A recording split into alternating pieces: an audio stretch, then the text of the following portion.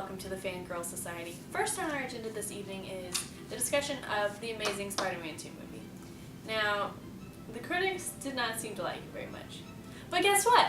We don't care because we liked it and it was great!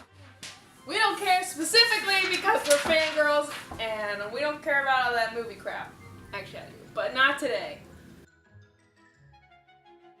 Rotten Tomatoes gave it about It was like 53% from the critics. 53% from the critics. From the tomato throwers. And the professional tomato throwers. And a 73% from fans. At least from what I've read, people haven't really liked it. That are just fan of Marvel and fan of the comic books in general. But it's weird because I did like the movie. After reading a couple of things, I kind of saw what they were talking about. But Laura didn't read any of that, so I loved it. You liked it a lot, yeah. Yeah. What did you like about it? I loved it. I thought it was really good. It went with the first one really well. I saw the first one, like the original ones, when I was younger. I don't remember them super well. Well, but are these different? I don't know. Yeah, they're different. Just storyline, definitely different in how they handle Peter Parker in general. I know that some people really like Tobey Maguire's Spider-Man. I think the majority of people like Andrew Garfield more. There has been some complaints that Andrew Garfield is too cool of Spider-Man to play Spider-Man. He's not nerdy enough, and he is. But I think he is, like, if you, especially the first one, I guess, he's so awkward. Yeah. And I think in a way that most girls in this generation probably think it's cute, but in general, he's pretty awkward. I like him as Spider-Man. And there's been comments about how he doesn't seem to be taking his role as a superhero seriously. Like in the first scene of Spider-Man 2, he's kind of joking around as he's chasing these Russian monsters. But you know, he's in high school. Like, think about a high schooler.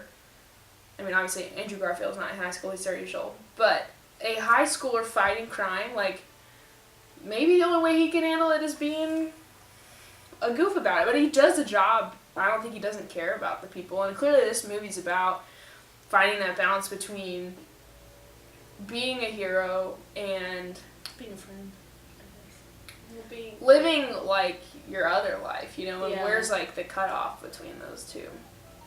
And disclaimer, we have not read any of the comic books, so we don't really know, like, the root of Peter Parker's story, so I might be saying some really, like, dumb things. But, just going off the movies. Okay. Also, in this movie, Mary Jane was also supposed to show up in this movie, and they decided to cut her out for reasons we will talk about in a second. Here's a picture of them filming the second movie with Mary Jane in it, but obviously this scene was not included in the movie. And Mary Jane's being played by Shailene Woodley. Shailene.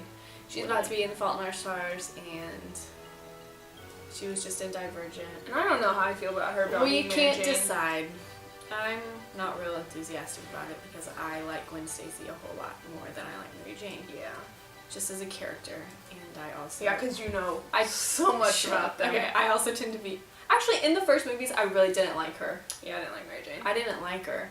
But my biggest concern for Shailene Woodley as Mary Jane...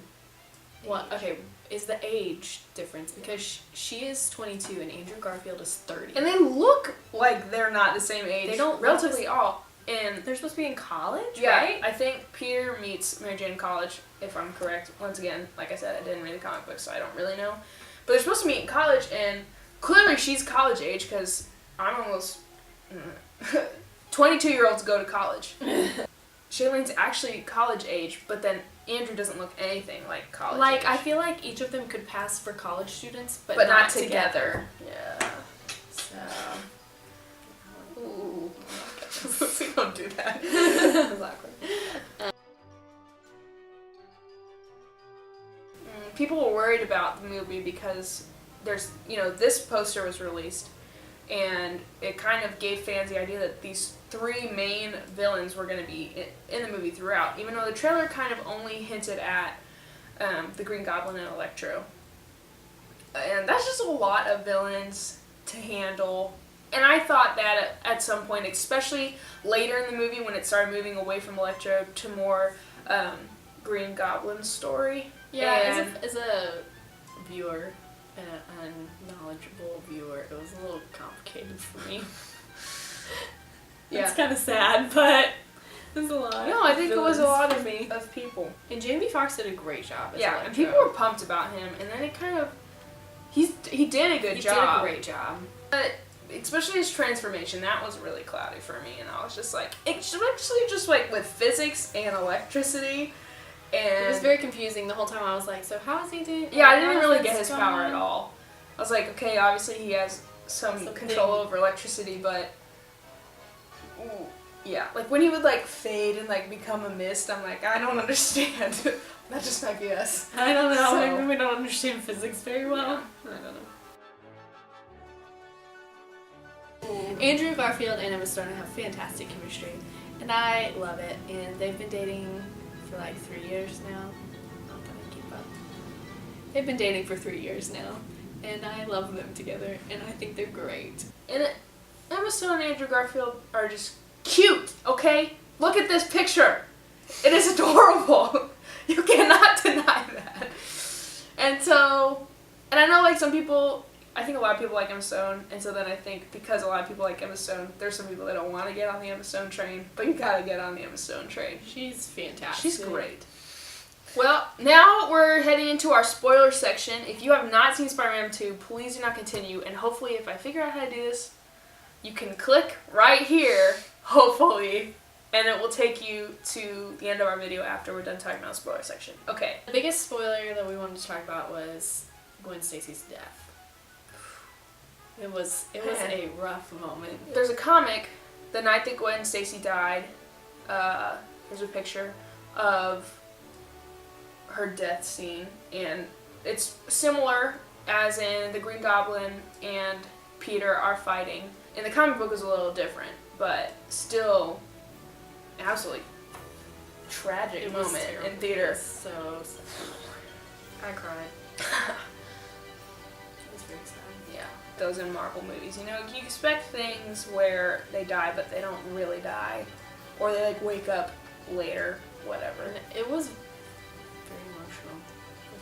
It was just a really good scene. It was a too, great scene. with the slow motion and The shot was really yeah, like, and then you know like it's on slow motion until that like final second where she actually hits the ground, and that was just it was too much for me. And now it's time for our weekly update, and Julie's gonna share with us what she's been. Oh yeah. Past couple week. I've been reading A Kiss in Time by Alex Flynn. It is the modern version of Sleeping Beauty, which is nice, since Maleficent is coming out soon.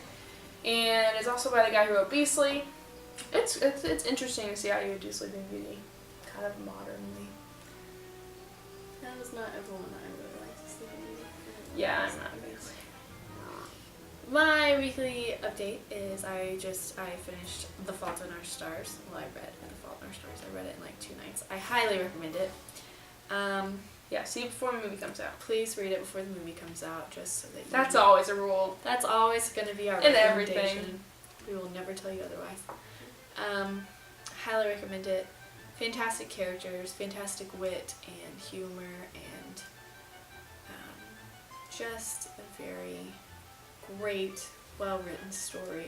John Green is a fantastic author, and I will be reading more of his works in the future. Well, there's Spider-Man 2 and other things. Please join us on Monday for a Mayhem Monday. I don't know what we're going to be doing. We'll figure that out.